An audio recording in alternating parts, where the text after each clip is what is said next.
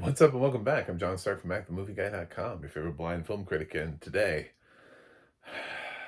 I'm reviewing a film that my own device, she who shall not be named, does not know exists, and that is Proud Princess from Level 33 Entertainment. Even when I break down by actor and I'm like, what about these actors together? That's the most recent film. No. So, it's like a secret. I feel like I've been let in on a secret with Proud Princess, which apparently opened in theaters on February 20th. Although, good luck for me finding details on that. Um, and I got a screener copy for it. I don't mind, like, somebody's got to watch these movies and cover them. So, if people took the time to work on them. My only fear with Proud Princess is if you're like a sighted audience and you hear my review and you're like, oh, well, he didn't hate it. And then you look at it and you're like, oh, my Jesus, the animation. Because I've definitely been there with those movies before when I could see where it's like, I mean, if you close your eyes, the voice work is fine, but holy hell, Batman, the animation. Because, I mean, there's certain films where they haven't looked good, but they've gone and gotten like talented voice casts to fill them out. I never really understood Hoodwinked.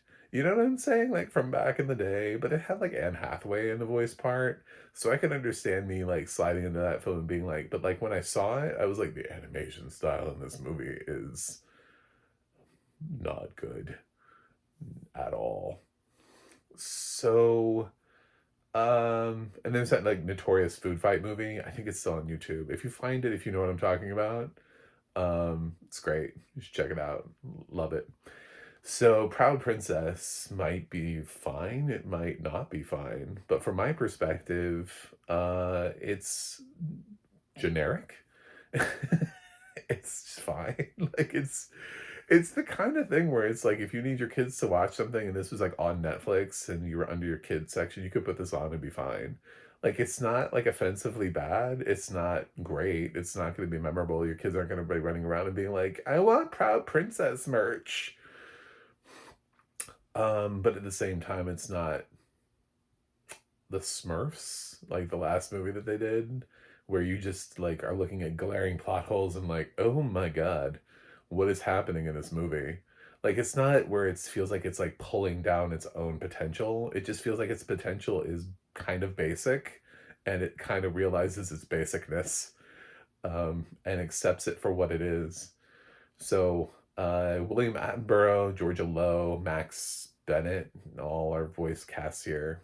And it's a story about a young man who is swooning over a princess, but she's turned into a little bit of a pompous bitch. I know it's a kids' movie, but listen to her and you find it hard to believe anything but. Um, but the catch here is that he ends up meeting someone who tells her that she wasn't always that way until the royal advisors. I guess she's under a spell, right? She's under like this magical spell because they're trying to use her because the advisors, it's like it's Aladdin, are trying to use her and marry her off to the highest bidding suitor, so they need her to be under their control. And she just thinks, she's like, oh, if I could get close enough to her to sing her this song, she'll remember. And he's like, well, what if I sing her the song? So he learns the song and then tries to sing it to her. It kind of abruptly too, by the way. But he doesn't. He gets stopped, and then they're like, "Singing is forbidden." In this, so then he's like, "I'm not a singer. I'm a gardener." So he gets to hang out as a gardener, and that's how he gets to be closer to the princess and possibly save her from uh, douchebag princes who keep coming in, and the royal advisors who want nothing but to steal the money. They keep telling the king that the kingdom is poor, but it's not poor. They're just keeping all the money for themselves. So it's pretty typical. Like you've seen this movie before, like in bits and pieces from everything else. The music is like unremarkable, but it's not like atrocious to listen to. like my ears weren't bleeding. I've certainly listened to other animated movies where they've tried to write original songs to it, and I've been like, what is this? What's happening to me? Um, but again, nothing that I remembered after they sang it where I was like, oh, that was catchy. Say what you want about Snow White, but Waiting on a Wish is catchy. I've seen that movie once, and I can still remember the song. I can still remember the hook from that song, and I maybe heard that song, I don't know, once, one or two other times outside of the film. So a good songwriter is a good songwriter, regardless of whether or not it's in a good or a bad film. If you're just able to write something that is memorable, that has a hook, it doesn't always need to be a hook. That's just sort of like a pop thing where if you want to be memorable, if you want to be remembered, the songs you remember easier, right? There's something to be said about the appreciation of chord structure and I don't think that's here though. I don't think we got a revolutionary score, but that kind of happens more with film scoring than it does with original song composition, at least in terms of film. So again, I think this is pretty typical basic stuff. Um, I don't hate this movie, but I also don't like the movie. It's like kind of right in the middle for me. And I tend to lean a little bit more toward with films like this, unless they're like Smurfs, where it's like, no, please no. Don't let your kids watch this. I mean, every once in a while I watch a film where I'm like, I don't know, this just isn't really that remarkable. There's no real reason to. But I'm kind of torn on this one because I don't really have a reason to recommend it, but at the same time I don't have a reason to really tell you to stay away from it. Um I'm an adult, but I also knew I was watching a kids movie. Like I chose this to review.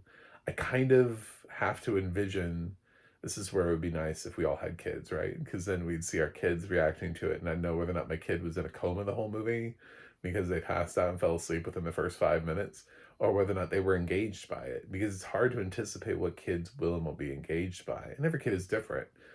So the purpose here is not for adults to be engaged by Proud Princess, for kids to be engaged by Proud Princess. Sort of like I watched Gabby's Dollhouse and I went fresh on that, even though I was like, I don't know about this, but I feel like kids would like this. I feel like this is on brand for what this movie is. Here, I'm not sure. I'm not convinced that there's anything that's unique enough here. I'm not convinced that there's a voice performance here that's wacky and memorable enough. Um, it doesn't have audio description, which makes me not super excited to go to bat for it.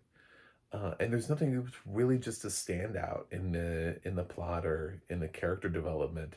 She's a bit much, like the whole film. I kind of wish if I had done this a little bit differently, like what how do we get this film across the finish line? How do we get this into the fresh zone? My answer would be I would have done a little bit more at the top to establish that the kingdom used to be a certain way. She used to be a certain way. She used to be lovely and fresh and fun and carefree, and everything was different. And then the darkness came. And then the magic, it's just because she's so not likable as a character. Like, and she's that way for such a giant chunk of the movie where you're just like, dude, give up. I just want him to give up. It's, I feel like it doesn't matter. Go find another kingdom. I don't know. These are just kingdoms. She's not gonna rule the entire world one day. So, um, but I don't know. He's just his altruistic needs are to try to sing to her and get her to break the spell and maybe fall in love with him, and much like Aladdin, sort of like that street rat idea that he can rise to having the princess love him too, except Jasmine was actually a character worth, an endearing character. I think parents would watch Proud Princess and go, I don't want my daughter acting like that. Like girls used to look at Jasmine and go, oh my God, she's beautiful. Oh, I want that life. Oh, I want a tiger. Like, because there was stuff that was there to like about Jasmine. Here, there's not really stuff to like about this character. Even her dad is like sort of underutilized. I thought the Sultan in Aladdin was kind of cute. He had this kind of like goofy charm to him. The king here is kind of underutilized, to that effect. So I don't know that the boy here is, I forget all these names. They did not matter to me. The gardener is not, certainly not more charming than Aladdin. So the villains are not more, iconically evil than Jafar. That's really hard to do, but so everything just kind of feels like a B version of Aladdin, but without the genie stuff, without the magic of the genie. Instead, the magic is in this music, is in the song. So I'm sorry, Proud Princess, but I have a really hard time pushing this one out there and saying fresh. But at the same time, I don't want it to come. I don't want it to seem like a hard rotten where it's like, oh my god, kill it with fire. Like there are worse things your kids could watch. There are much worse things your kids could watch. I still stand by that. Um, like if I had a kid who ran up to me and was like, "Daddy, Daddy, I can't choose. Proud Princess or Smurfs," I'd be like, "Proud Princess." That Smurfs movie is terrible. It's, could had so much potential that never knew and or attempted to realize. So, um, yeah, there are other films that just don't work for me. And unfortunately, some of them are kids' movies. There's just not enough here. There's not enough here for me to believe that your kids are going to love it or be excited by it. But maybe, I don't know if it was on Netflix and you clicked play on it, it'll entertain some kids. I just don't think it's that engaging. I don't think it's anything that they haven't seen before and haven't seen done better. So it's fine, but it's not gonna be fresh for me. It's a high rotten, but it's still a rotten because I can't think of a good reason to actually tell you to go see it. That's the other side of it is these are honest reviews. That's why they're unstructured. So you can see that I'm actually thinking this through. There's not really anything that stands out about it. There's nothing really where I'm like, well, I really loved that. That was really good. That voice performance was really good. That song was really good. Ooh, that thing that they did with that character was really good. Or that twist they did was really good. I can't think of one standout moment in this movie where I was like, wow, thank you. Like, what a cool thing to do. What an interesting twist or fresh perspective. The music isn't really memorable. Even the score, which occasionally appears, there are plenty of times where I was like, why is there no score here? Like, they have a little bit of a score, but I think the film scoring was even a little light for what it is. Um, some of these animated films, they have really robust and engaging scores for kids to keep them interested. Sometimes there's no score, it just drops out. And it's like, just entirely driven by it's sort of like uninteresting dialogue, just sort of like, we're here. Yeah, I'm sorry, Proud Princess. I would have loved to. First of all, Proud Princess is a great title for a movie because it's like ambiguously LGBTQ. You're like, is that what this is? No, but so um yeah, there's nothing here that's terrible though. There's nothing here that's like kill it with fire, never watch it, don't stay away from it. It's not it's not War of the Worlds. It's just not good. There's nothing here to say fresh. There's nothing here to say, and when I say fresh, I don't want it to be something that just isn't offensively bad. I want it to be something that there's actually a reason for me to say fresh to, even if it's one thing, even if it's a film that I didn't like, but there's a performance to get behind. Something. Give me something. I watched Proud Princess and I was like, there's nothing here. There's not one thing that I can stand on to try to fight for this movie and to try to pull it across the finish line. But the best thing I'm gonna do for it is try to give it because for me, six and up is fresh. I'm gonna give it a 5.7 out of 10 because it's not like there's something that's so horribly awry here. It's just that nothing ever rises to any sort of level of excitement or fun or believing that this is better than something else or that this is a good use of your time because you get this special experience.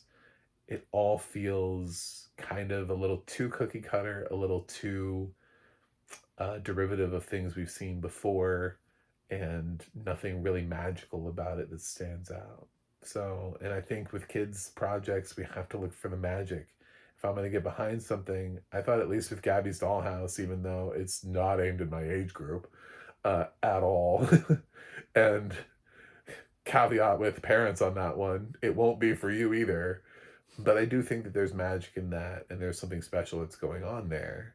Here, I can't feel that at all. So, Proud Princess, 5.7 out of 10. It's a rotten. I'm sorry.